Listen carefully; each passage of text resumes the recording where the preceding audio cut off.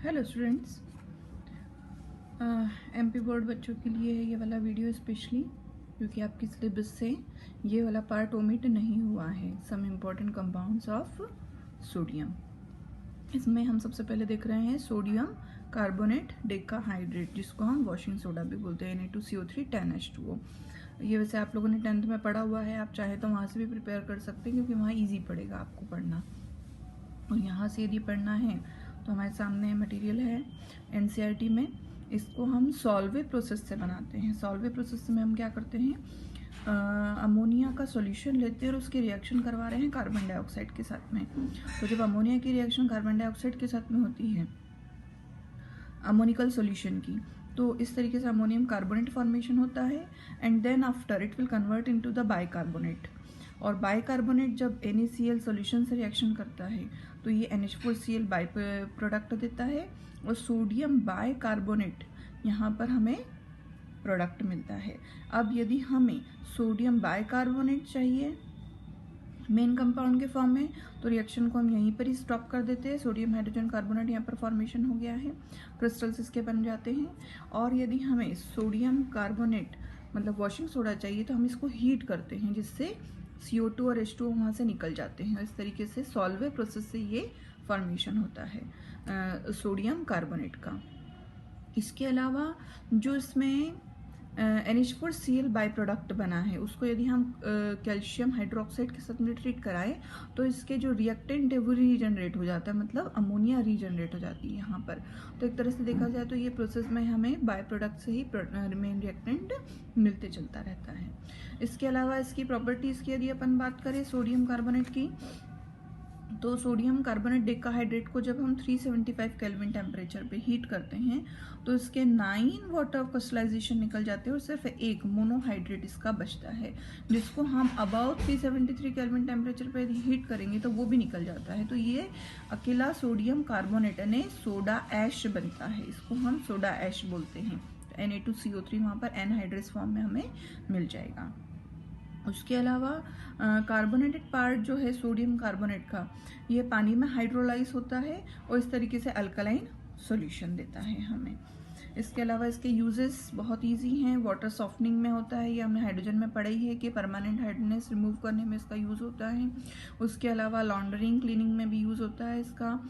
Glass, soap, borax और caustic soda manufacturing में इसका यूज़ होता है। पेपर पल्प इंडस्ट्री में, टेक्सटाइल इंडस्ट्री में, पेंट इंडस्ट्री में इसका यूज़ है। और क्वालिटेटिव और क्वांटिटेटिव एनालिसिस दोनों के लिए ये लैब में यूज़ होता है, तो इसके यूजेस भी हैं। तो ये सिंपल इनकी रिएक्शंस हैं, ये आपको सारी प्रिपेयर करना है बच्चों। उसके अलावा सोडियम कार्बोनेट सोडियम क्लोराइड है।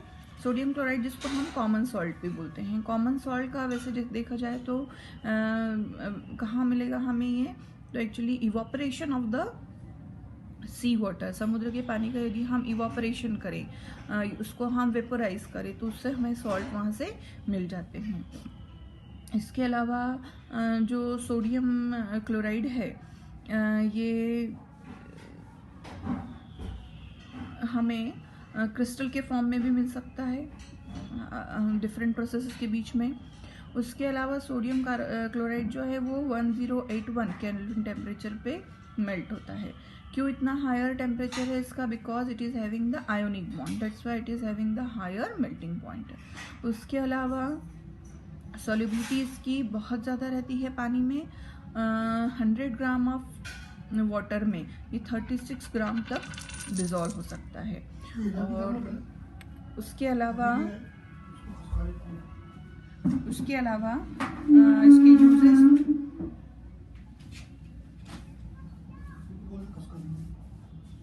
इसके यूजेस हैं। कॉमन सॉल्ट जैसे यूज़ होता ही है ये। इसके अलावा ये प्रिपरेशन ऑफ सोडियम पर ऑक्साइड, सोडियम हाइड्रोक्साइड और सोडियम कार्बोनेट, इसमें भी इसका यूज़ होता है। इसके बाद में NaOH का प्रिपरेशन है। NaOH के प्रिपरेशन के लिए हम कैसनर कैल्नर सेल, ये भी आपको 10th में मिलेगा, वहाँ से इसको हम प्रिपेयर करते हैं। कैथोड पर हमें सोडियम अमलगम मिलेगा और एनोड पर हमें वहाँ पर क्लोरीन गैस फॉर्मेशन होगा। और जो सोडियम है फिर ये सोडियम अमलगम वाटर से रिएक्शन करके इस तरीके से अल्कली फॉर्मेशन करेगा। तो ये भी आपको यहाँ से प्रिपेयर करें तो भी ठीक है, अदरवाइज़ आप इसको 10th की बुक से प्रिपेयर कर सकते हैं इस तरीके से।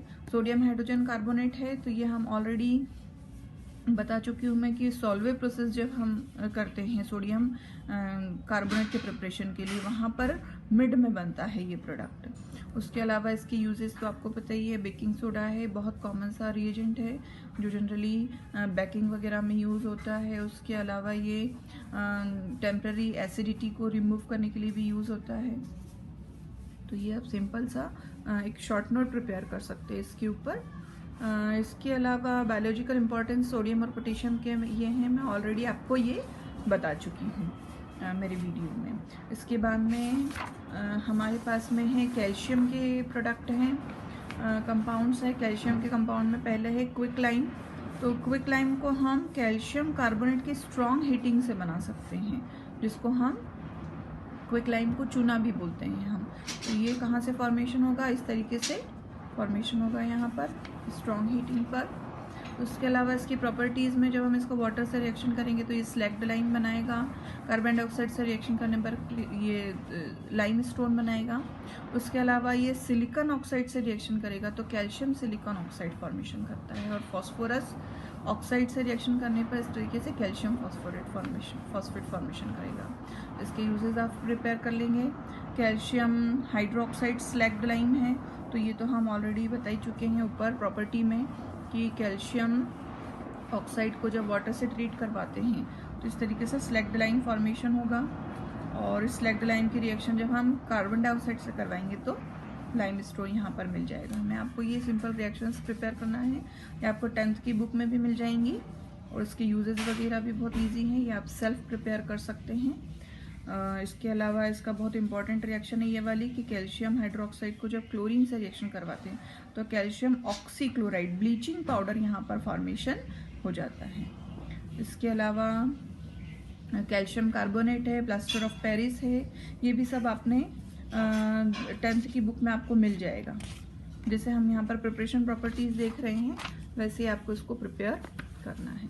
वैसे इसका यहाँ पर इतने ही कंपाउंड हैं, इसके सिंपल प्रिपरेशन प्रॉपर्टीज़ है, ये तो आपको सिंपल लर्न करना है, कहीं भी इसमें कुछ समझाने जैसा नहीं है।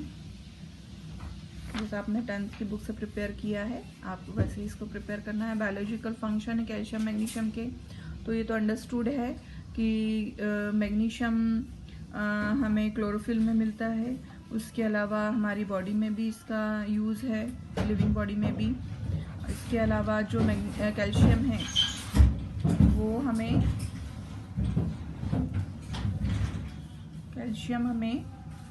दांतों के लिए भी, उसके अलावा बोन्स में भी बहुत इंपॉर्टेंट एक एलिमेंट है उसका। इस तरीके से बायोलॉजिकल फंक्शन है, आप इसके रीड आउट कर लेंगे।